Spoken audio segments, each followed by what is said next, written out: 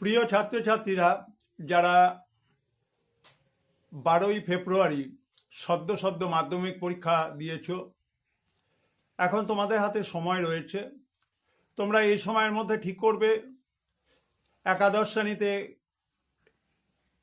কোন সেটে তোমরা পড়াশুনো করবে। সেট 1 অবশ্যই এটি বিজ্ঞান বিষয়ের, সেট 2 কমার্স বিষয়ের এবং সেট 3 আর্টসের। কিন্তু মনে রাখতে হবে, সেট 3 আর্টসের হলেও এখানে অনেক বিষয় আছে যেগুলো বিজ্ঞান নির্ভর।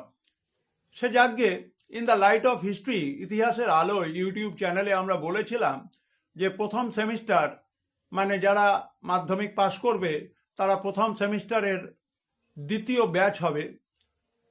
তোমাদের জন্য আমি আজকে আলোচনা করব যে পৃথিবীর একটি প্রাচীন ধর্মমত এবং ধর্মগ্রন্থ, সেটা হচ্ছে জোরস্ট্রিয়ান মতবাদ বা জরাথুস্টের মতবাদ এবং জেন্দ আবেস্তা।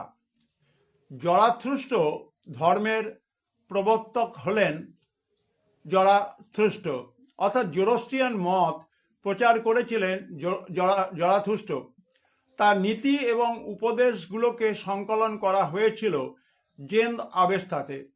জেন্দ আবেস্তা হলো ইরানের বা পারস্যের জরাথুস্ট ধর্মের প্রধান সাহিত্য।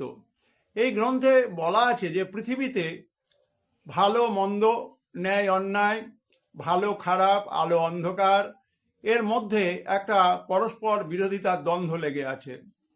জরাথুস্ট বলতেন আলোর দেবতা আহুর মাজদা মানুষকে অমঙ্গল বা অন্যায়ের পথ থেকে রক্ষা করেন। এই গ্রন্থ জরাথুস্ট ধর্মদর্শন বোঝার জন্য যেমন গুরুত্বপূর্ণ, ঠিক তেমনি ইরানীয়দের বিশ্বাস, ঐতিহ্য এবং সংস্কৃতি জানার জন্য অত্যন্ত গুরুত্বপূর্ণ। তোমরা জেন্দ আবেস্তার প্রাথমিক ধারণা পেলে। এবারে আমরা আলোচনা করব একটি বিশেষ পাথর, তার নাম তোমরা জানো, কিন্তু যে সমস্ত গ্রন্থগুলো রয়েছে সেখানে কিন্তু এই বিষয়ে আলোচনা নেই। সেটি হচ্ছে রোজেটা পাথর বা রোসেটা পাথর।